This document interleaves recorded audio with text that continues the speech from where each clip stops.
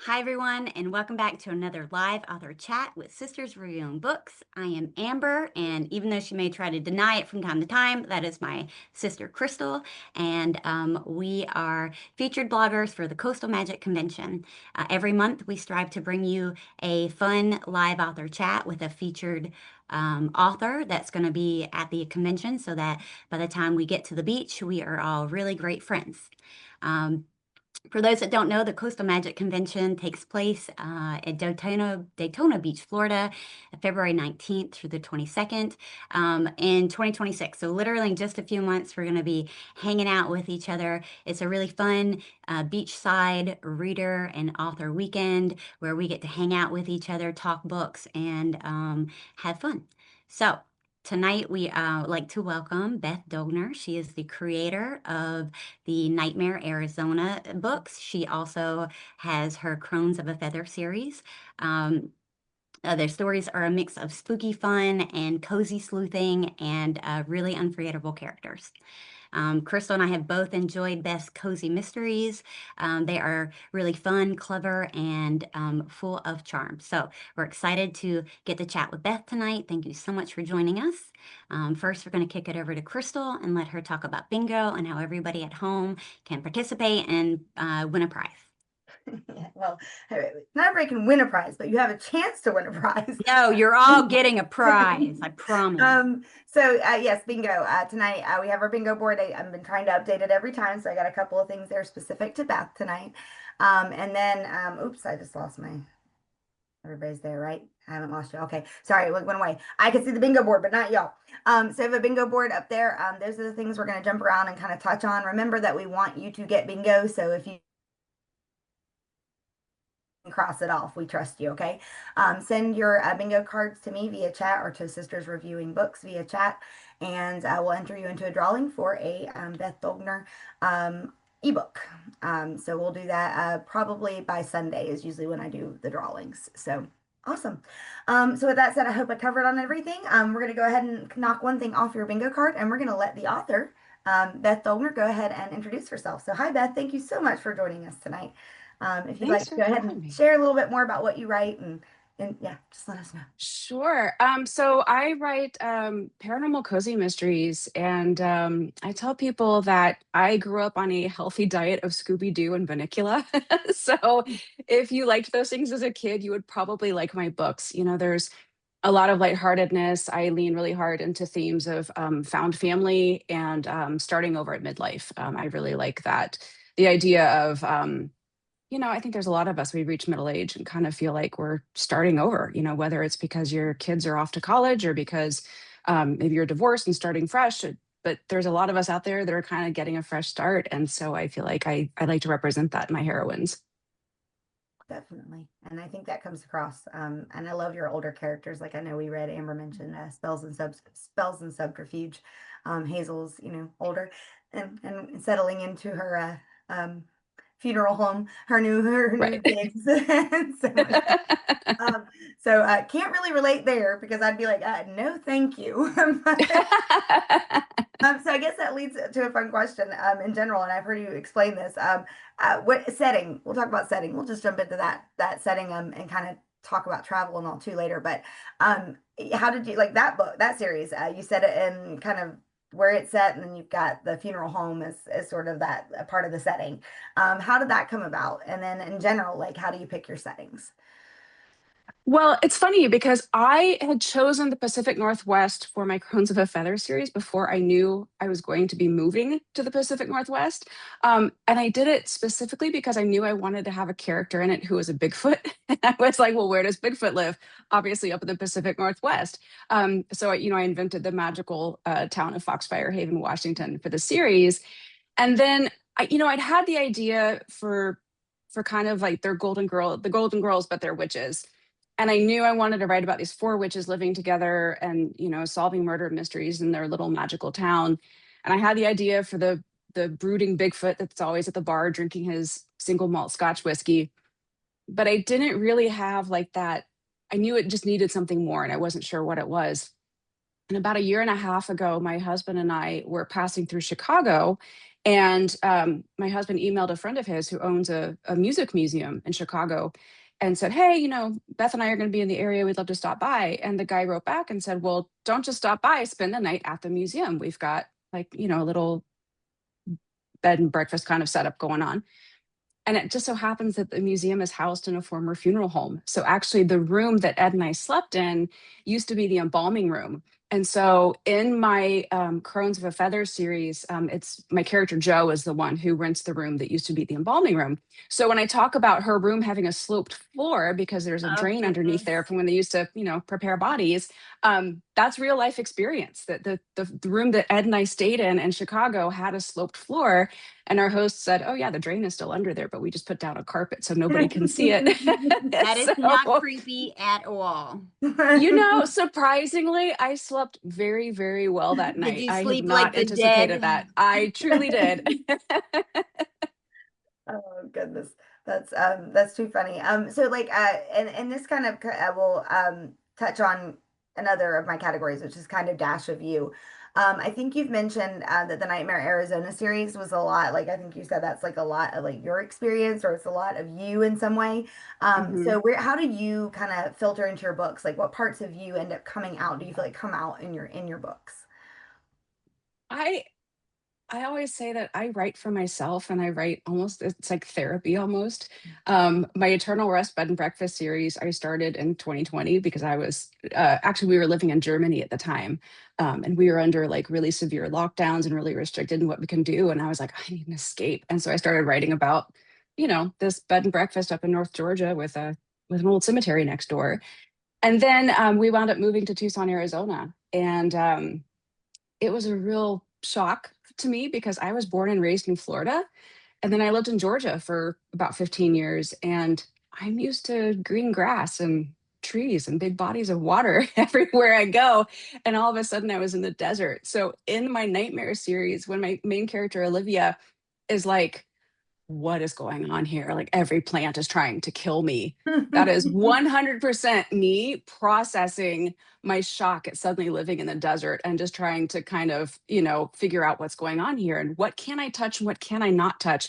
Of course, the answer is don't touch anything in the desert. It's all trying to kill you.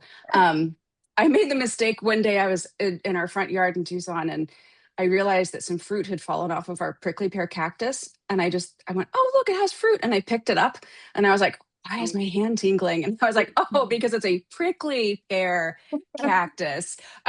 Lesson learned. Uh, so very much that's very much me, not just getting used to living in a wholly new environment, but also just being in a new town.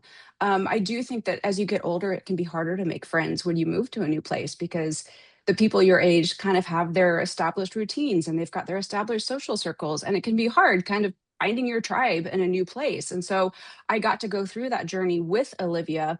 Here she is in this new town where she doesn't know anybody. She's trying to start over and find her place and meet her people.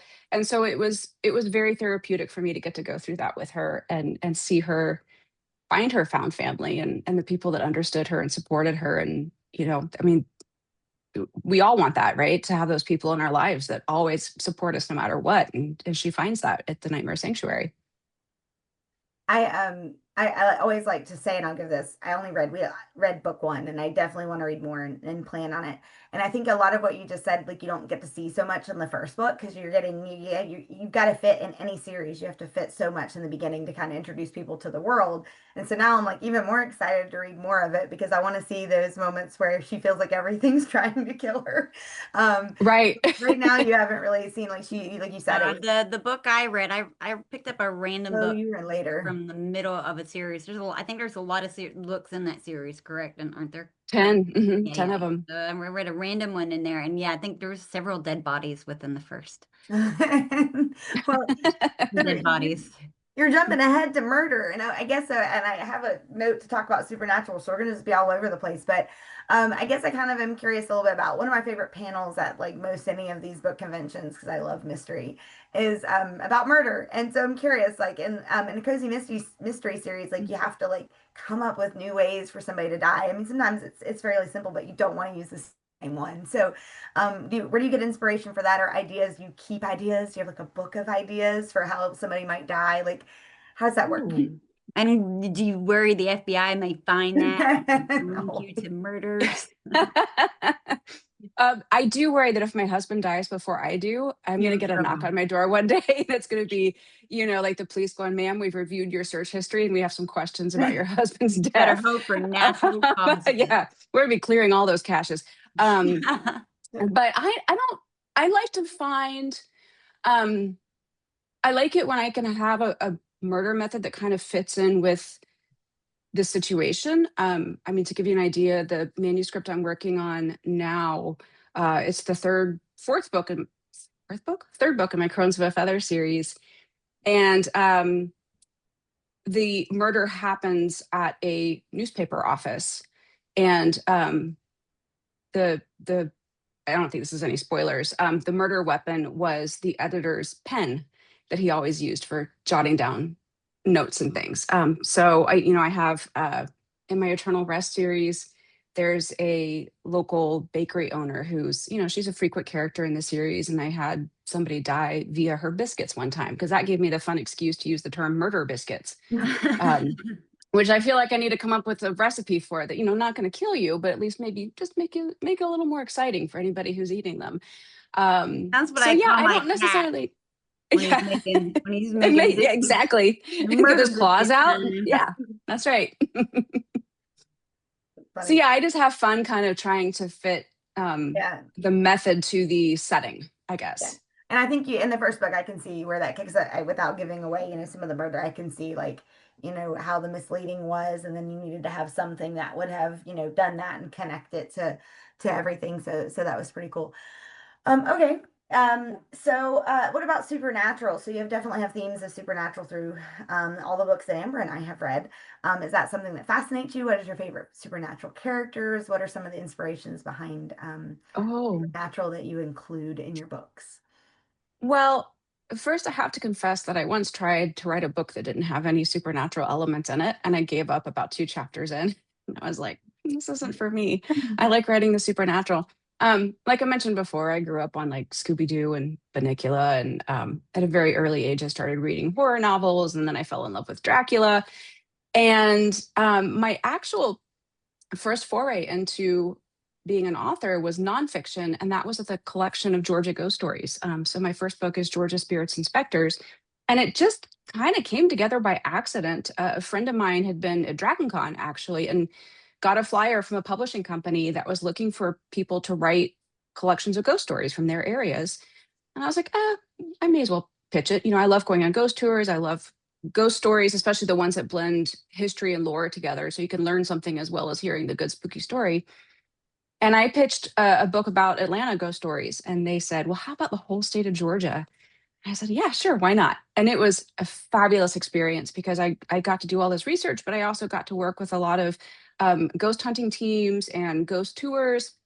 And doing that book led to the opportunity to actually go on some ghost hunts with some of these investigation teams. And then I wound up becoming a ghost tour guide with the Roswell Ghost Tour in North Georgia. So my fiction doesn't fall very far from my nonfiction work, I think.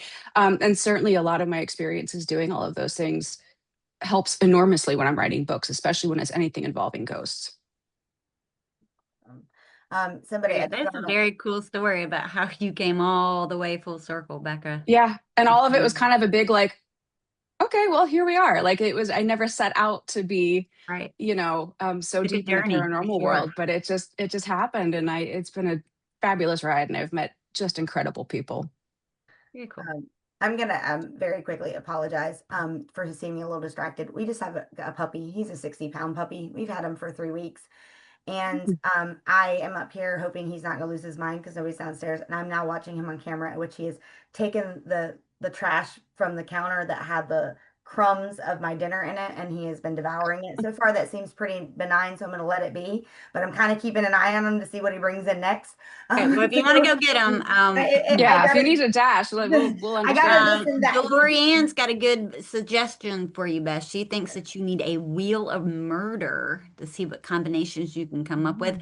And also, I think if she keeps talking like that, I think the FBI is going to come to her house. Wheel of murder. I like this wheel of murder idea Yeah. because actually, when I'm outlining a new book, I start with what I call a murder tree, where the victim goes in the, in the middle on the page, and then I have like the little spokes coming off of it with all of the suspects and why they might have wanted that person dead.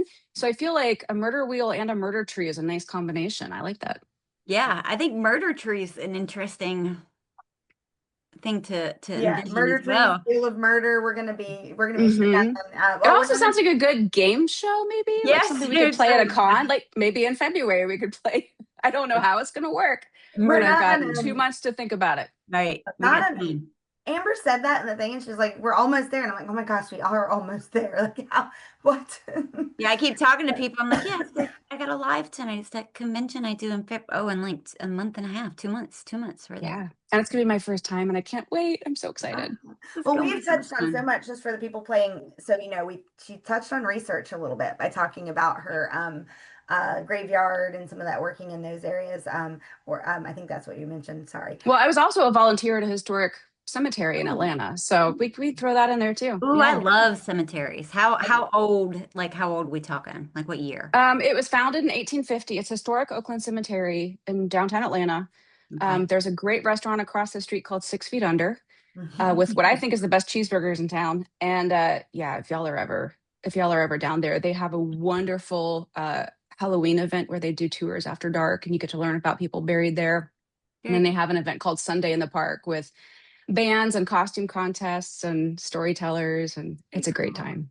Last year, I'm near Savannah, so we did my son wanted to do a hearse tour around. Oh, I've done one of Savannah. those. My I mom lives in Savannah, so I I've spent loved a it. lot of I time want to there. do it all the time. I learned so much about the city that I go to all the time, and it was the very first square. He said, he was like, "Oh, there's dead people in here." I'm like, "Great, there's nobody dead here." And the very first square, she was like, "There's a dead person buried under there." I was like, "Well, son, you called it. Okay, there's I'm gonna dead." guess that's Calhoun Square. I Yeah, know yeah. exactly where you're talking Apparently, about. there's Yeah, dead people buried everywhere in Savannah. all over the place. Yeah. They just said, Hmm. "Hey, you know what would be great with there? A parking structure.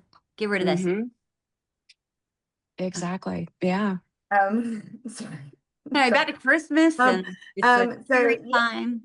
Um, so I love cemeteries, and I mean, I live in north of Atlanta. It's like a 45-minute drive without traffic, so never. But I should definitely get down to that cemetery because I really enjoy cemeteries in general. We've went and done the one in Rome, Georgia, and walked around before.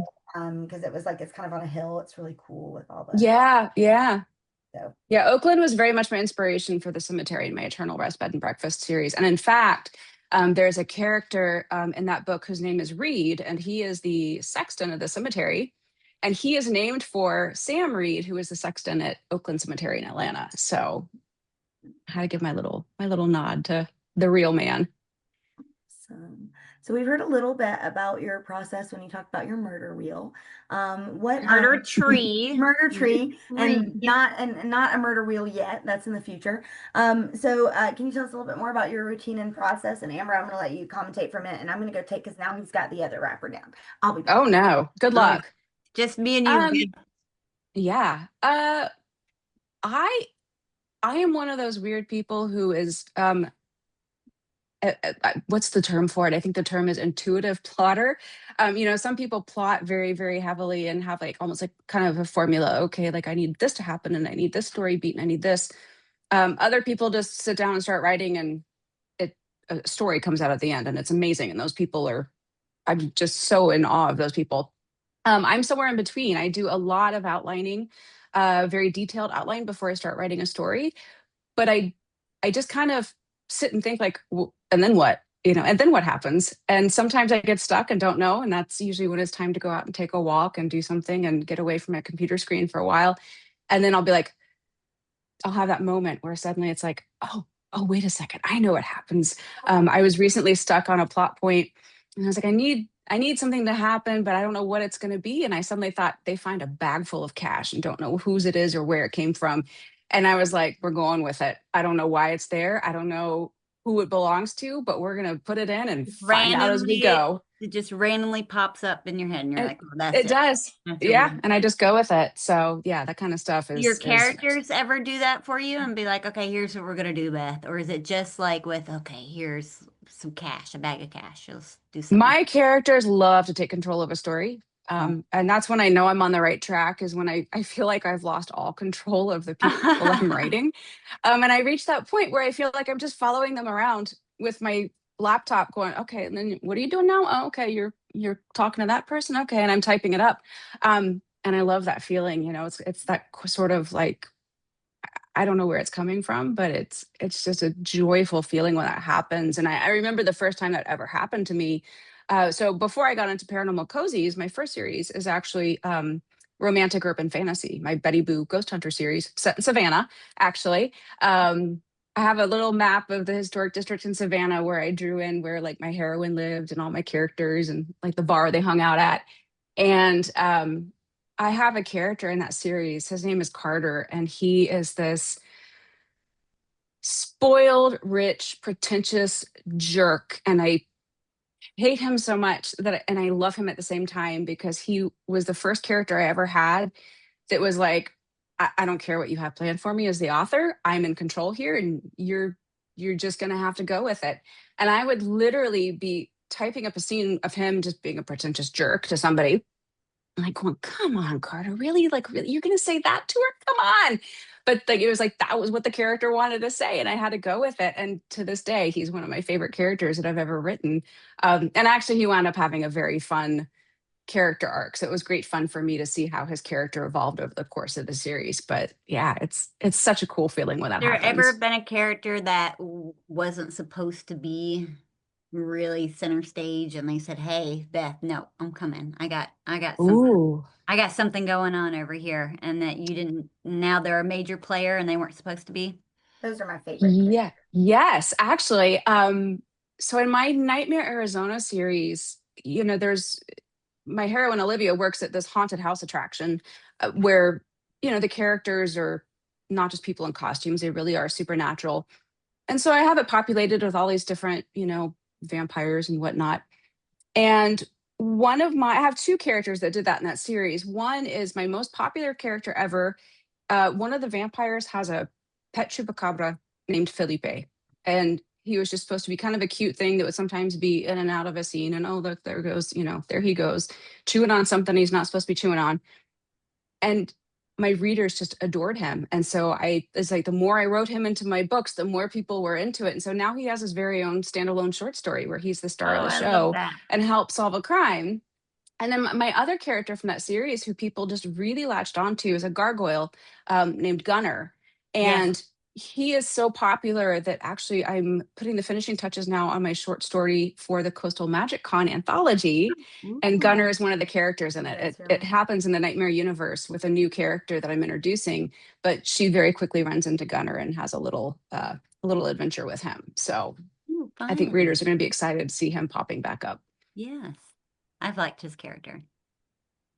Yeah, and he's fun to kind of explore, especially as we go farther into the books and find out some more of his history. I And really like gargoyle characters. I kind of feel sad for them in a way. Like mhm, that's a weird paranormal creature to be. You're not like a it's cool tough. werewolf. You're not a vampire with like, I mean, they're cool creatures, but they're gargoyles at the end of the And you day. can't just run to the supermarket. Like it's hard No, to yeah.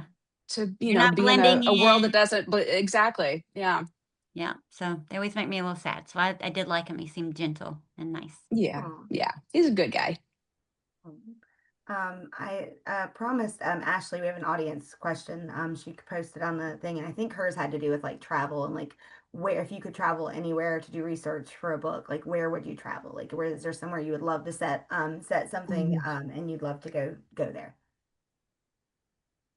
I That's a great question. I would love to someday do one of those cozy mystery series that's travel based, where it's a different city, different country, everyone. Where would I really like to go? I really want to go to like Romania, of course. I mean, having been a huge Dracula fan since I was like 13 or 14 years old, um, not just for the lore from that area. I mean, there's so many great superstitions that come from that area of the world, but also for the history itself. I think that would be really cool. And I think it's just a phenomenally beautiful part of the world. I would love to get there. Um, Gosh, where else? I mean, if I can use it as an excuse to travel, then let's just set a book everywhere. I mean, Right. Yeah, you but know, Is there any place that you wouldn't do it? Like I would not do a cruise ship because I'm not doing any kind of research for a cruise ship. I'm good with that. I'm I'm with you on that. I mean, I've been Not on some very many cruises, of but us I don't think do. I don't see me setting a book on one. Um, It would be fun though, especially it a would cozy be. mystery because I do like the ones where they're on trains or they're like trapped and then you got to figure out what's Right. And going it's on. like that closed door. I have joked about doing a paranormal cozy or just a cozy mystery in general that's set like on a space station. So it's sci-fi, but it's also Ooh, cozy I like mystery because that. you're on in like a closed environment. You know, it's a Right. small group of people living on like a space station or something. So you got to figure out who among them did it. Yeah. So I think there's some fun potential with stuff like that. So I guess my answer to that question is I want to go to space and do research for a book. There you go. Um, It does works. that count? a sci-fi cozy mystery. I know that sounds fantastic, and it sounds like exactly what Coastal Magic would be down for. So we need to, It would totally be one of those things where I would write it just for the fun of it, intending it's probably never going to really make money, but I would have a great time doing it. and then it would probably be like a blockbuster Netflix show. Maybe it would make a great movie. Yeah. Oh goodness. Well, speaking of books that you would love to write, let's talk about like authors that you would fangirl over or I guess even series, things like that. Like what is something that's that you would fangirl over or have? Ooh, or have. I read a lot of paranormal cozy mystery, but I grew up a huge Stephen King fan. Um, I would love to. I would fangirl so hard if I ever met Stephen King. Um, and then I'm a huge Star Wars nerd. Anybody who's known me for longer than 5 minutes learns that real quick that I love Star Wars.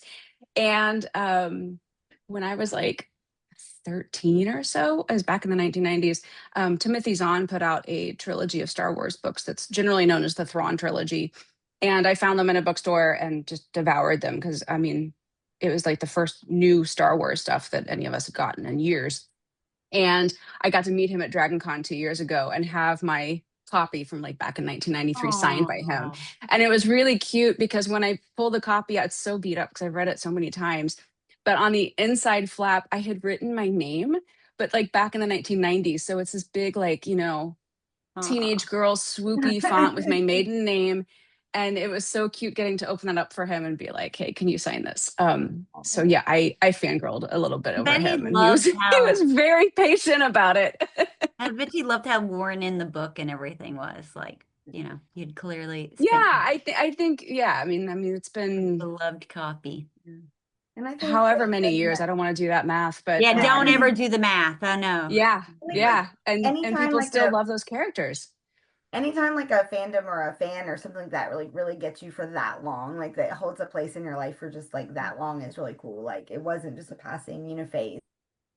Yeah. Yeah. And I Just mean I following feel your that name. way with That's people awesome. who read through an entire Well, series we've of mine. talked a I'm little like, bit about how you do Crystal, I a lot think of you that's froze. okay. supernatural and how I like you think there can't was a write it. You've hiccup. tried to write a I book don't think without it she could hear in it. us. Oh, she's Um, just talking. but what Hey, about what?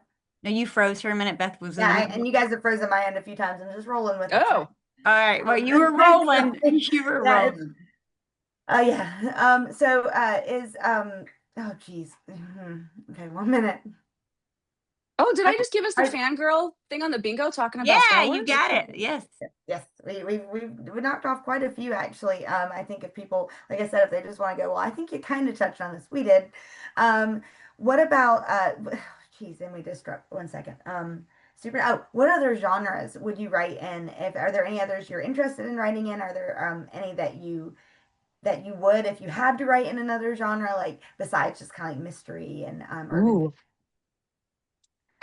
Cozy fantasy. fiction? I've been reading a lot of cozy fantasies recently, and I love the vibe of those books. So actually, the short story for the Coastal Magic anthology, even though it's set in the Nightmare Arizona world, it's more of a cozy fantasy feeling than an actual like mystery. There's no murder. Spoiler alert. So I really want to do a cozy fantasy book, and then I also really enjoy horror. And usually, my short stories, if they're standalone short stories, are more horror genre than cozy. So I don't know if I've got a full length horror book in me, but I definitely like doing the shorter pieces that are a little bit Yeah. darker. Don't do them at the same time because I would hate to mix up horror and cozy fantasy. I don't think you can by definition. Well, I posted something last week about wanting to write gothic horror because had toured this old Victorian mansion. And I was like, oh, this is such a setting for a woman in her flowing white nightgown to come, running down the front steps from whatever horror she's seen inside. And a couple of my readers suggested that I could do cozy gothic horror. So, the big Victorian, the ominous house on the hill, but have like some friendly ghosts, so it's not too scary. I'm like, that could be a fun, I that could mean, be a I could fun new love it. mashup. Yeah, because horror sounds very scary, but I could do, if it was cozy horror, I'd be like, okay, well, I guess sign me up for it. Yeah, yeah. Like maybe there's a disclaimer at the beginning, like it's okay, the heroine is going to make it to the end, and so is her cat. Fine. You might Like, get a little Yeah, jumpy, but right. everything's gonna be But it's gonna okay. be Yeah, okay. I need that. Right now, I'm way too anxious in life to read a horror book, but I'd try cozy horror. okay, okay, cozy horror. We went on. My brain is just like, wait, what? That's That's hilarious. gonna make it happen. I have faith. Wonder who else would be interested in some cozy horror. I bet you a lot. I'm not the only I one. think so. It probably already exists. I just haven't found those books yet. Yeah, cozy fantasy and all is probably my favorite though, because I always enjoy solving a mystery. It doesn't have to have a dead body. I do just enjoy the No. mystery.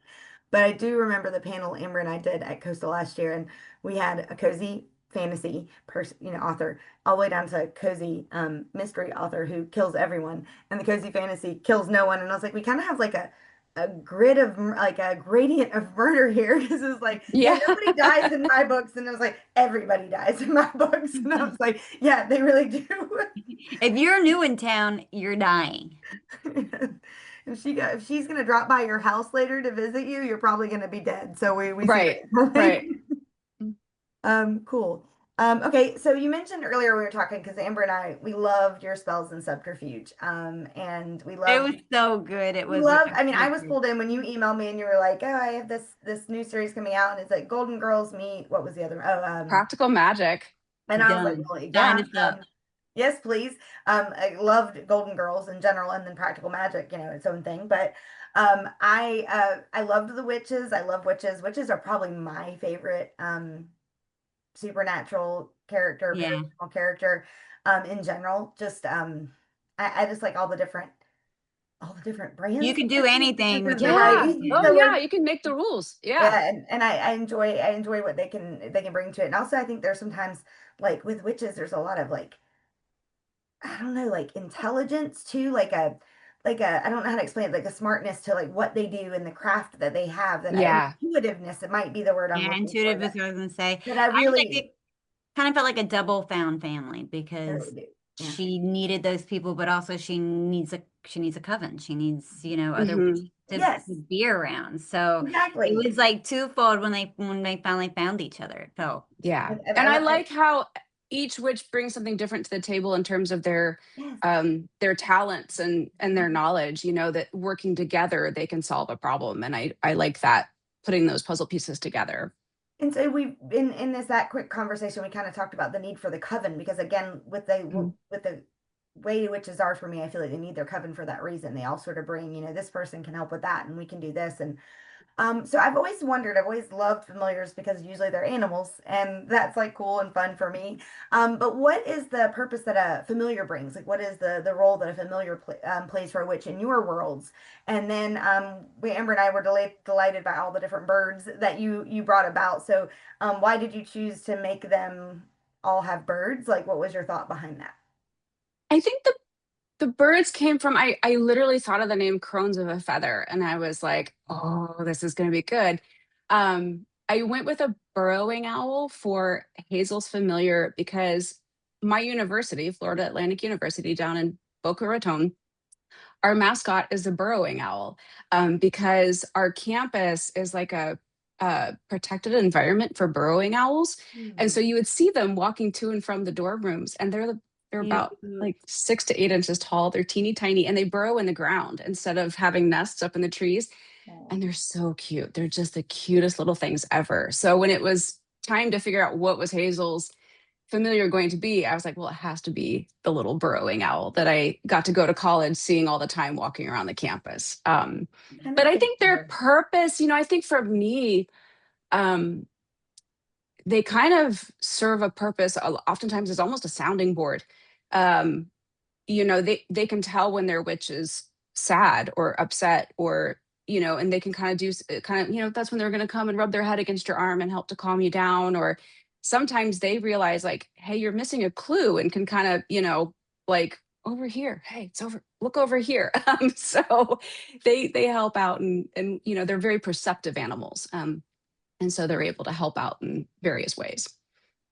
Yeah, I love it when they can talk. Like if you have a talking animal in a book, like I'm so sucked in. So it's interesting when they can't, like what they kind of bring to things. And I do see, like, I feel like I feel like the burrowing owl fit her, and like she needed her familiar. She needed, it was a connection. Like sometimes connecting to people is hard, but connecting to an animal isn't.